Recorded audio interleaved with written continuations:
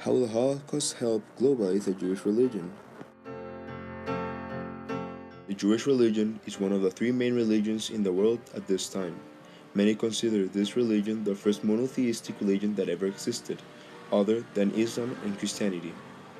Jewish people have been persecuted many times during history.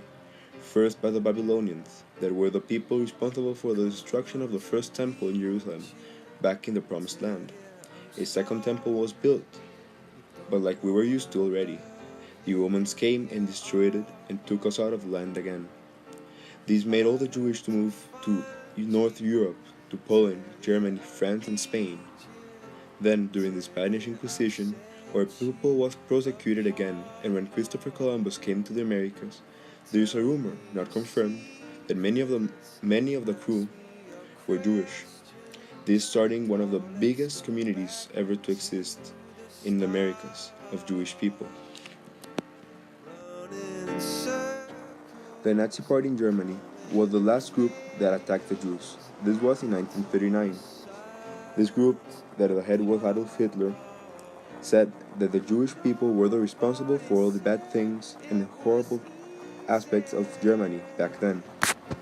Even though Hitler had no evidence that Jewish people were responsible for all these horrible things happening in Germany, people still believed him and started creating a horrible atmosphere for Jewish people. They started throwing rocks, bricks at them, their homes, and their businesses. The German government also started to act. It created the extermination camps, where they closed up Jews and started to kill them. They made experiments with them, they killed them, and they made sure no one could escape. At the end of the war, in 1945, more than 6 million Jews were murdered. Many Jews were able to escape before the war. These were considered very lucky people. Others, the ones who survived, were able to move away from the war before, moved. As soon as the war ended, they started moving to different parts of the world. Muchos judíos llegaron a distintos países de América, del norte y del sur, por ejemplo, escapándose de las guerras. Por miedo. Por miedo, porque tenían grandes posibilidades de que los maten. ¿Sí? Por ejemplo, en mi familia llegaron de un lado de Rusia, de otro lado de Siria, a la Argentina.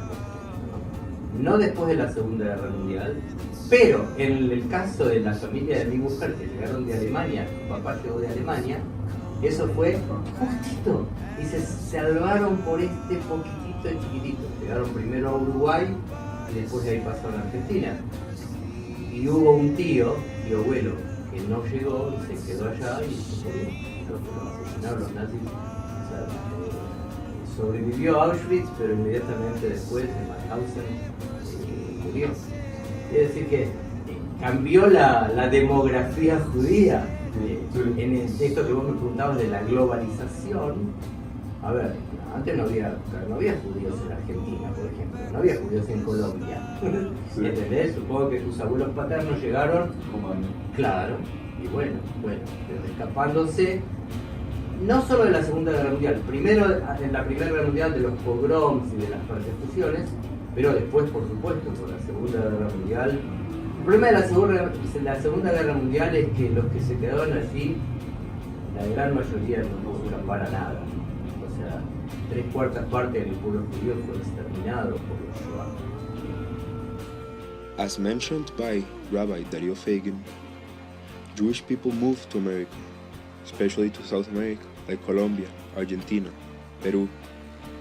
Many of the communities grew a lot. Argentina's had almost no Jews until after the Second World War. Also Colombia, where I am from. This creating a big community and a great chance of globalizing our religion. Norteamérica, Suramérica, Norte y Suramérica. After the war ended, many Jews went to America, as mentioned before.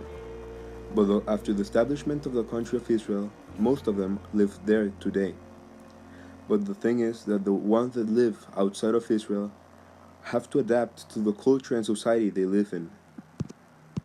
Today, many Jews are living in their society, in their new culture, in their new country. Here in Costa Rica, the Jewish society have created their own walls, they have created their own schools, their own social areas, their own spaces.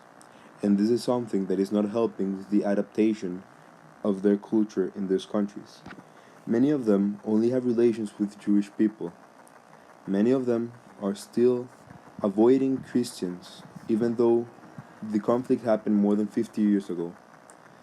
For many people, it's because the fear is still alive. The fear that what happened to them in Europe, a place they one time called home, could happen again, but this time here in America. But as always, there's another group, a group of Jewish people that believe that change is necessary. The ones who live with Christians or other religions. For example, my family here in Costa Rica, I'm not in Weisman School, that is the Jewish school here in Costa Rica. I'm in Lincoln, a school that doesn't see the difference between a Christian, a Jewish, a Muslim. It doesn't care, because the idea of a globalized world is still alive. If you approach someone and ask them what are the positive aspects of the Second World War or the Nazi Party, many will see you strange. Many won't know what to answer. Others will just see and say, there's nothing positive coming out of war, unless from this war that almost killed 70 million people.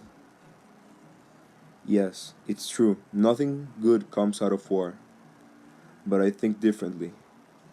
I believe that this war helped to unite the world, helped to unite the Jewish people, especially. And here are two examples to what people answer to this question. Shoah. 6 million Jews just died. Uh, Maybe one good thing that came out of it, I think that in a sense shattered European hypocrisy. Because Europeans had a sense throughout centuries that they are morally superior than other nations.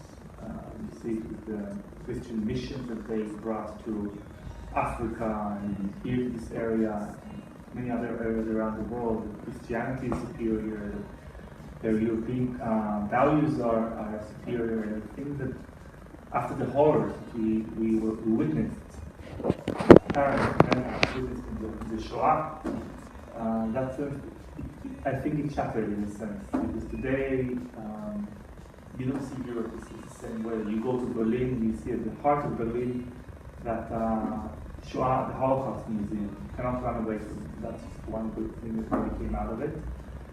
And I think also, if you look at it historically, ever since 1945, where the Second World War ended, there hasn't been really big bloody wars in Europe. So maybe it marks the end of big wars, at least in the area of Europe. So maybe that's also.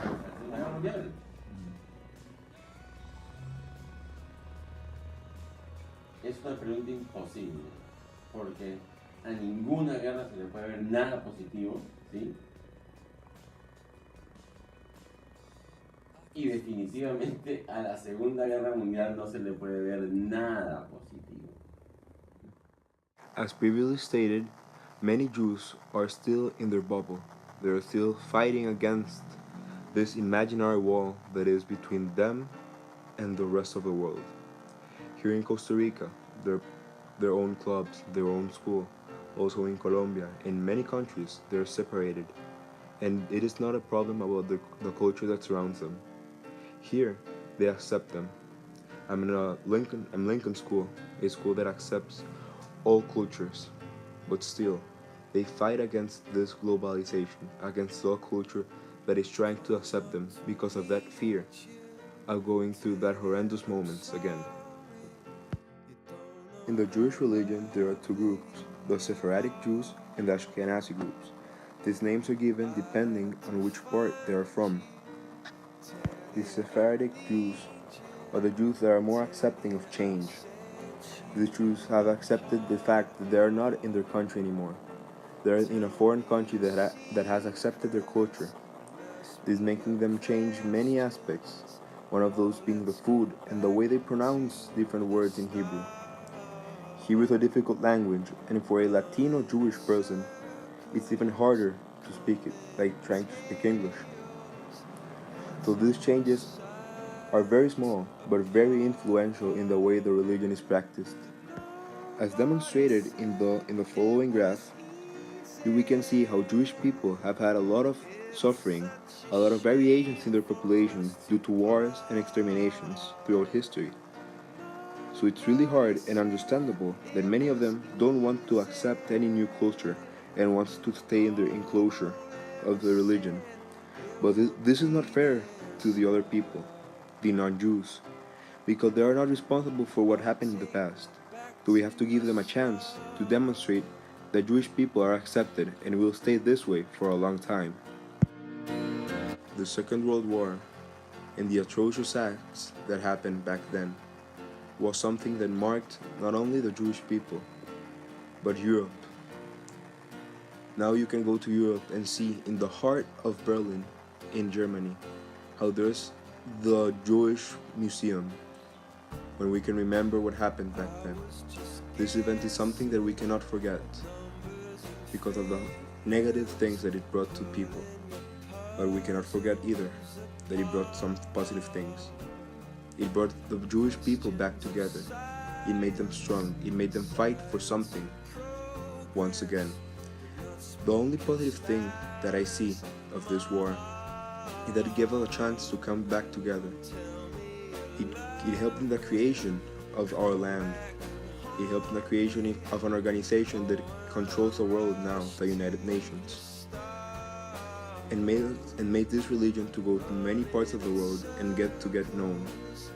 Many people now know the Jewish religion, and I'm proud of that. I'm proud to be part of that change. Moving forward is something that no one can stop. Moving forward is a process. It takes time, but it is possible. Israel, a country that has a land and territory even smaller than Costa Rica, and has developed many things.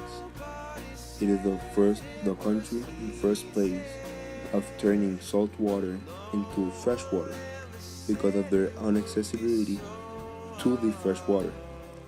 Then it's a country that controls and uses solar panels everywhere in the country to make sure it's a prosperous country. So let's take advantage of this, things that we can do, and take them to other parts of the world and help this globalization process that for many years we have tried to.